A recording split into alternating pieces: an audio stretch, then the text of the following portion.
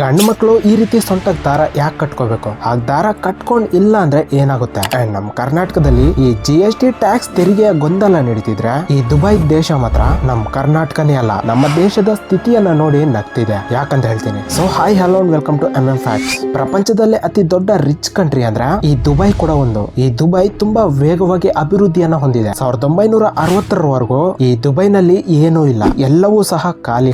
ಒಂದು small fishing village ರೀತಿ ಇರೋದು. ಆದ್ರೆ 1966ರಲ್ಲಿ ಅಲ್ಲಿ ಕ್ರೂಡ್ ಆಯಿಲ್ ಅನ್ನ ಕಂಡಿಡಿದ್ರು. ಸೊ ಆಗ್ಲಿಂದ ದುಬೈ ಅತ್ಯಂತ ವೇಗವಾಗಿ ಅಭಿವೃದ್ಧಿಯನ್ನ ಹೊಂದುತ್ತೆ. ಆಯಿಲ್ ಅಂಡ್ ಗ್ಯಾಸ್ ಅನ್ನ ಎಕ್ಸ್ಪೋರ್ಟ್ ಮಾಡ್ತಾ ಅತಿ ಹೆಚ್ಚು ಇನ್ಕಮ್ ಅನ್ನ ಗಳಿಸೋದಕ್ಕೆ ಪ್ರಾರಂಭ ಮಾಡ್ತು. ಸೊ ಒಂದು ಕ್ರೂಡ್ ಆಯಿಲ್ ಇಂದ ಮಾತ್ರನೇ ರಿಚ್ ಕಂಟ್ರಿಯಾಗಿ ಬೆಳಿಲಿಲ್ಲ, ಯಾಕಂದ್ರೆ ಕ್ರೂಡ್ ಆಯಿಲ್ ನಿಂದ ಬರೋ ರೆವೆನ್ಯೂ ಆ ದೇಶದ GDP ಯಲ್ಲಿ 1% ಮಾತ್ರನೇ. ಮತ್ತೆ ಹೇಗೆ ಅಷ್ಟು ರಿಚ್ ಕಂಟ್ರಿಯಾಗಿ ಬೆಳೀತು ಅಂದ್ರೆ ಈ ದೇಶದ ದುಬೈ ಶೇಕ್ ತಗೊಂಡಂತಹ ಕೆಲವೊಂದು ಮುಖ್ಯ ನಿರ್ಧಾರಗಳೇ ಆ ದೇಶವನ್ನ ರಿಚ್ ಕಂಟ್ರಿಯಾಗಿ ಮಾಡ್ತು. ಸೊ ಅದೇ zero tax. Africa, Europe, Asiya ಖಂಡಗಳ ಮಧ್ಯ ಈ ದೇಶ ಇರೋದ್ರಿಂದ ಸುತ್ತಮುತ್ತ ಇರೋ ಆವ ದೇಶಗಳಿಂದ ಎಕ್ಸ್ಪೋರ್ಟ್, ಇಂಪೋರ್ಟ್ಸ್ ಅಂಡ್ ಟ್ರೇಡಿಂಗ್ಸ್ ಅನ್ನ ಮಾಡೋದಕ್ಕೆ ಈ ದುಬೈ ಝೀರೋ ಟ್ಯಾಕ್ಸ್ ಪಾಲಿಸಿಯನ್ನ ತಂದಿದೆ. ಈ ಪಾಲಿಸಿಯಿಂದ ಸಾವಿರಗಟ್ಟಲೆ ಕಂಪನೀಸ್ ಬಂದು ದುಬೈನಲ್ಲಿ ಇನ್ವೆಸ್ಟ್ ಮಾಡೋದಕ್ಕೆ ಇಂಟ್ರೆಸ್ಟ್ ಅನ್ನ ತೋರಿಸಿದ್ರು. ಹೀಗೆ ದುಬೈನಲ್ಲಿ ಎಕ್ಸ್ಪೋರ್ಟ್ಸ್, ಇಂಪೋರ್ಟ್ಸ್ ಅಂಡ್ ಟ್ರೇಡಿಂಗ್ ಚೆನ್ನಾಗಿ ನಡೆದು ತುಂಬಾ ಮಟ್ಟಿಗೆ ಊಹಿಸಲಾರದಷ್ಟು ರೆವೆನ್ಯೂ ಜನರೇಟ್ ಆಯ್ತು. ಹೀಗೆ Dubai sheikh zero tax policy ತಗೊಂಡಂತಹ ಒಂದು ನಿರ್ಧಾರವೇ ಆ ಒಂದು ದೇಶದ ಬೆಳವಣಿಗೆ ಆಗೋದಕ್ಕೆ ರೀಸನ್ ಆಯ್ತು.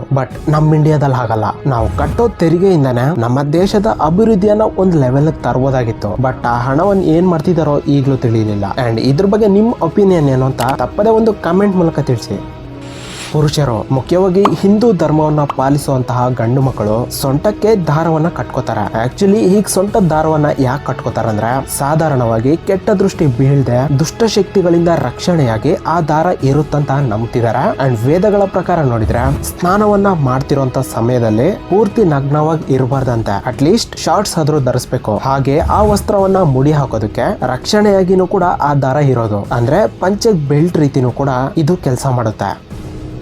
ನಾವು ಕಾರ್ ಗ್ಲಾಸಸ್ ಮೇಲೆ ಇಂತಹ ಒಂದು ಲೈನ್ಸ್ ಅನ್ನ ನೋಡೇ ಇರ್ತೀವಿ. ಅಸಲಿಗೆ ಈ ಲೈನ್ಸ್ ಯಾಕಿರ್ತಾವೆ? ಇದರಿಂದ ಏನಾದ್ರೂ ಉಪಯೋಗ ಇದಾವ? ಸೊ ಈಗ ನೋಡೋಣ. ಆಕ್ಚುಲಿ ಇವನ್ನ ಆ ಕಾರ್ ಡಿಸೈನ್ ಗೋಸ್ಕರನೇ ಇಟ್ಟಿರ್ತಾರಂತ ತುಂಬಾ ಜನ ಅನ್ಕೊಳ್ತಾರೆ. ಆದ್ರೆ ಇದ್ರ ಹಿಂದೆ ಒಂದ್ ಪರ್ಪಸ್ ಇದೆ. ಇವನ್ನ ಡಿಫಾಗರ್ ಲೈನ್ಸ್ ಅಂತಾರೆ. ಈ ಒಂದ್ ಮೆಟಲ್ ವೈರ್ಸ್ ಆ ಗ್ಲಾಸ್ ಮೇಲೆ ಮಂಜು ಇಲ್ವಾ ನೀರೇನಾದ್ರೂ ಇದ್ರೆ ಈ ವೈರ್ಸ್ ದ್ವಾರ ಹೀಟ್ ಜನರೇಟ್ ಆಗಿ ಹಾವಿ ಆಗೋ ಹಾಗೆ ಮಾಡಿ ಆ ಗ್ಲಾಸ್ ಅನ್ನ ಕ್ಲಿಯರ್ ಮಾಡುತ್ತೆ. ಸೊ ಇವನ್ ಆನ್ ಮಾಡೋದಕ್ಕೆ ಆ ವೆಹಿಕಲ್ ಅಲ್ಲಿ ಈ ಒಂದು ಸ್ವಿಚ್ ಇರುತ್ತೆ. ಸೊ ಇಂತಹ ಲೈನ್ಸ್ ಆ ಕಾರ್ ಮುಂದೆ ಗ್ಲಾಸ್ ಯಾಕಿರಲ್ಲ ಅಂದ್ರೆ ಈ ಟೈಪ್ ಆಫ್ ಲೈನ್ಸ್ ಕಾರ್ ಮುಂದೆ ಇರೋ ಗ್ಲಾಸ್ ಮೇಲೆ ಇದ್ರೆ ಡ್ರೈವರ್ ಸರಿಯಾದ ವಿಸಿಬಿಲಿಟಿ ಇಲ್ಲದೆ ಡ್ರೈವಿಂಗ್ ಮಾಡೋದು ಕಷ್ಟ ಆಗುತ್ತೆ. ಆದ್ರಿಂದ ಮ್ಯಾಕ್ಸಿಮಮ್ ಆ ಗ್ಲಾಸ್ ಇರೋ ವೈಪರ್ ದ್ವಾರಾನೇ ಕ್ಲಿಯರ್ ಮಾಡ್ತಾರೆ. ಸೊ ಇದು ವಿಷಯ. ಸೊ ವಿಡಿಯೋ ಇನ್ಫಾರ್ಮೇಟಿವ್ ಅನ್ಸಿದ್ರೆ ತಪ್ಪದೆ ಒಂದು ಲೈಕ್ ಮಾಡಿ. ಅಂಡ್ ಇದೇ ರೀತಿಯ ಇನ್ನು ಕೆಲ ಇಂಟ್ರೆಸ್ಟಿಂಗ್ ವಿಡಿಯೋಸ್ಗೋಸ್ಕರ ಈ ನಮ್ಮ ಚಾನಲ್ ಅನ್ನ ಸಬ್ಸ್ಕ್ರೈಬ್ ಮಾಡಿ, ಬೆಲ್ ನೋಟಿಫಿಕೇಶನ್ ಅನ್ನ ಸೆಲೆಕ್ಟ್ ಆಲ್ ಅಲ್ಲಿ ಇಟ್ಕೊಳ್ಳಿ. And thank you for watching.